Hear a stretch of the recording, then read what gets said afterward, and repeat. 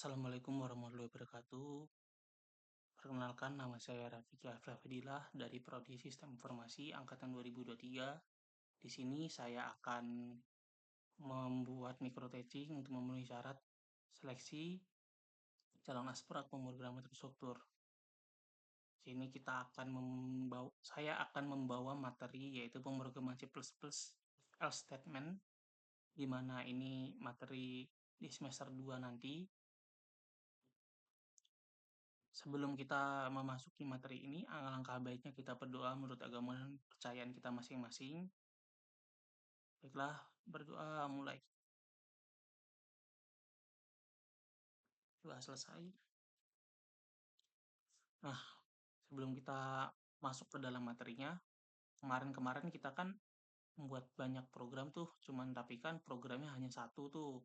Misalnya outputnya A, ya A, outputnya B, ya B. Nah, percabangan ini nanti itu banyak outputnya.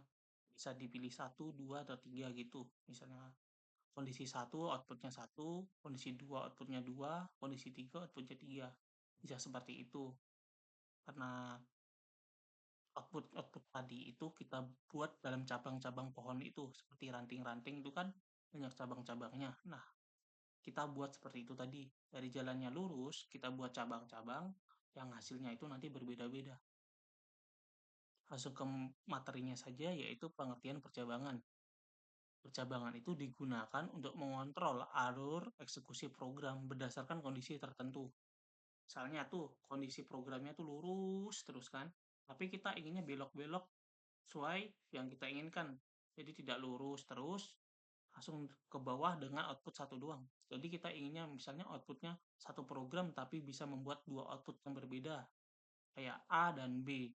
Kita membuat satu program yang dalam sana itu ada output A dan B, dan dalam itu tuh berbeda-beda untuk memunculkannya. Misalnya kita ingin memunculkan output A dengan kondisi ini, dengan output B dengan kondisi ini, lah, itu fungsinya percabangan tadi.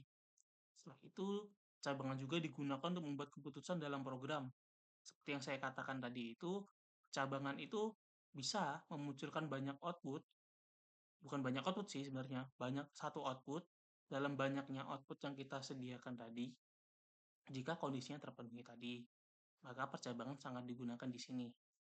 Setelah itu, jenis-jenis percabangan itu ada banyak sebenarnya. Nggak cuma yang saya tuliskan, cuman beberapanya diantaranya yaitu if, if else if, dan switch case. Habis itu ada do while, dan lain-lain. Sebenarnya masih ada lagi. Cuman karena kita baru awal masuk ke percabangan ini, maka hanya ini yang saya buat. Karena nanti sepertinya jika tidak akan cukup waktu, kita di sini cuma hanya membahas if else-nya saja. Kalau banyak nanti lebih memakan waktu, jadi kita bisa lanjutkan ke kemudian hari atau yang lainnya. Sampai sini sudah mengerti semua? Ataukah ada pertanyaan yang ingin ditanyakan? Boleh angkat tangan atau yang lainnya. Jika tidak ada, baiklah kita langsung masuk ke materi if else-nya. Pengertian if else. Pengertian if else ini, if else digunakan untuk mengambil keputusan dalam program. Jika kondisi terpenuhi, nah tadi itu kan if else digunakan untuk membuat keputusan dalam program. Di sini ada kondisinya. Di dalam kondisi ini ada istilah true dan false. Ingat, true dan false. True dan false ini kedua istilah yang sangat-sangat penting dalam if dan else. Di sini kita jelaskan dalam PPT yang saya buat ini, true itu jika kondisinya terpenuhi atau kondisinya benar. True berarti benar. Maka blok perintahnya itu akan dieksekusi atau kodenya itu akan jalan terus oleh programnya. Akan dieksekusi terus sesuai dengan yang kita kondisikan tadi itu, dan outputnya sesuai dengan yang kita buat juga. Dan ini bagian false-nya. Jika kondisi tidak terpenuhi atau tidak benar, maka bloknya itu tidak akan dieksekusi. Langsung ke blok perintah kedua. Tadi kan blok if itu kan yang terpenuhi true. Di atas itu kan blok pertama. Dan di bawahnya ada false, yaitu kode keduanya. Atau kan nanti saya masuk ke contohnya saja. Ya lebih mudah. Di sini kita hanya menjelaskan true dan false-nya saja. Di sini blok perintah false ini Jika tadi kondisinya tidak true, maka dia akan langsung ke false, yaitu kondisi salah atau tidak benar. Yang kondisi false ini akan dieksekusi jika kondisinya tidak true atau tidak benar. Karena dia sudah tidak benar, maka dia akan lanjut ke false-nya. Kan kalau program dalam sebuah program itu kan eksekusinya dari atas ke bawah.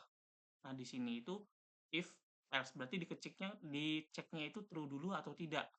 Tidak ada dicek false dulu baru ke true. Tidak seperti itu.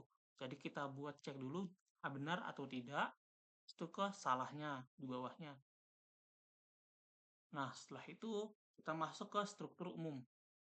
Sebelum masuk ke struktur ini, tadi yang saya jelaskan, apakah ada yang ditanyakan juga? Karena tadi itu sudah masuk ke dalam materinya, if else-nya. Jika tidak ada, kita akan masuk ke dalam struktur if else-nya. Di sini bentuk umumnya itu if dalam kurung kondisi yang kita inginkan dalam masukkan ke dalam percabangan tadi itu statementnya jika benar, seperti kita masukkan apa gitu, coutkan apa, masukkan kode juga bisa, masukkan yang program bukan program sih, maksudnya masukkan statement-statement lain juga bisa. Itu di bawahnya itu else, yaitu jika kondisinya false. Itu if kondisi, itu di bawahnya false, yaitu else, kecuali kondisi yang di atasnya tadi. Seperti yang tadi sebelumnya itu kan, ini kode pertama, kondisi, itu kode kedua yaitu else-nya. Dan di else ini jika kondisinya false, kita buat statement apa jika kondisinya salah atau tidak benar. Kita buat di else-nya ini. Ingat, buatnya itu setelah kurung kurawal. Tidak bisa sebelum atau di luar kurung kurawal itu. Harus di dalam kurung kurawal yang sudah disediakan ini. Yang di komen ini kan kondisinya itu di dalam kurung kurawal, bukan di luar kurung kurawalnya. Itu untuk struktur umumnya. Kita lanjut ke contoh pertama. Contoh pertama itu ada, saya buat kasus pertama itu mudah banget. Bukan mudah sih, sebenarnya lebih dasar atau sederhana. Yang kita gunakan di sini hanya menentukan dia bisa atau tidak masuk ke dalam waterpark. Jadi hanya anak yang bermain di waterpark jika usianya lebih dari 10 tahun. Nah, seperti biasa kita inputkan dulu YoStream, using name std, kita deklarasikan datanya. Pasti ya, setiap itu deklarasikan dulu data variabel yang kita inginkan. Tipe datanya, bukan data variabel, salah. Maaf. Tipe data variabel yang kita inginkan. Di situ kita buat in main-nya. Di sini kita masukkan cout, masukkan usia anaknya tadi itu ya. Kita C-in itu disimpan ke dalam variabel data tadi, yaitu variabel data usia namanya ya. Kita buat usia. Habis itu kita titik koma. Setelah titik koma, kita buat if usia. Di sini baru masuk ke percabangannya. Setelah kita masukkan tadi data-datanya, karena program itu ingat, program dari atas ke bawah eksekusinya. Tidak ada lompat-lompat. Jadi program tuh urut dari nomor 1 sampai ke bawahnya, nomor berapa itu. Makanya tadi kita buat deklarasinya dulu biar tidak error. Jika kebalik, itu akan error. Di sini kan sudah kita deklarasiin, kita masukkan data usianya ada berapa, ya kan? Baru kita buat percabangannya, agar tidak error di program itu. Di sini, if, jika usia lebih dari 10, usia lebih dari 10 dalam kurung itu kondisinya tadi. Nah, struktur umumnya kan if kondisinya. Nah, kondisinya itu seperti ini kita tulis. Datanya apa, yang diinginkan apa. Nah, setelah itu saya buat cout-nya. Jika itu true, cout-kan, boleh bermain di waterpark. Jika kondisinya salah, yaitu else atau false, cout-kan tidak boleh bermain di waterpark. Tutup kurung, titik koma dulu baru tutup kurung kerawal. Ingat, di sini kurung kerawal tuh hanya dalam if else-nya ini. Jadi statementnya tuh di dalam di dalam kurung kerawalnya itu, tidak boleh di luar atau dimanapun itu. Else cabangan pasti dipisahkan oleh kurung kerawal itu. Jadi kondisinya, itu statementnya itu di dalam kurung kerawalnya itu, tidak boleh di lainnya. Kalau kita buat di luar kurung kerawal, itu akan error kodenya karena tidak bisa ditulis di luar kurung kurawal. Bisa, cuma nanti kodenya tidak akan sesuai target. Jadi hanya COT biasa saja yang keluar, tidak ada if else percabangannya. Habis itu ada return zero, kita buat seperti biasa. Ada contoh kedua nih, kasus kedua, menentukan apakah suatu bilangan adalah ganjil atau genap. Di sini ada include seperti tadi, kita buat include-nya using namespace, kita deklarasikan variabel tipe data variabelnya, habis itu kita masukkan in main, kita cautkan masukkan angka yang ingin kita masukkan, habis itu kita cin-kan ke dalam data variabel angka. Namanya tadi kan angka ya. Nah, di sini kita buat if else angka modulo 2 sama dengan 0, maka keluarkan bilangan genap. Jika tidak, maka keluarkan bilangan ganjil. Atau kondisinya false, maka akan dikeluarkan bilangan ganjil itu. Return ke zero.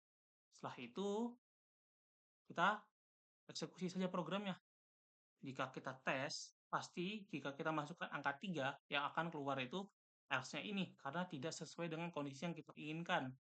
Yaitu dia tidak habis dibagi dengan 2, atau tidak habis di modulo 2. Di sini pasti tahu kan modulo itu apa? Karena sebelumnya itu kan modulo itu di dalam bagian materi operator. Operator itu kan ada modulo, pembagian, kali, bagi, dan kurang. Itu pasti banyak itu ya. Lebih dari dan lainnya. Ini juga ada sama dengan itu. Berarti sama dengan hasilnya itu. Nah, kita buat programnya tadi ini untuk materi if else-nya tadi. Buat while dan lain-lain itu bisa next materi lagi. Terus sekarang apakah ada yang bertanya ataukah ada yang kurang jelas? Bisa saya ulangi lagi jika kurang jelas nanti. Jika ingin bertanya atau ada kesulitan untuk mengalaminya dalam praktik nanti bisa saya bantu karena ini sangat penting untuk kedepannya. Semua program memiliki if else-nya. Mau dalam bahasa apapun pasti ada if else-nya. Itu sangat berguna. Jadi saya harap kalian bisa memahami if else ini dengan sangat-sangat paham karena ini sangat-sangat berguna dalam kedepannya. Jika tidak ada pertanyaan, sekian materi dari saya. Saya akhiri. Assalamualaikum warahmatullahi wabarakatuh.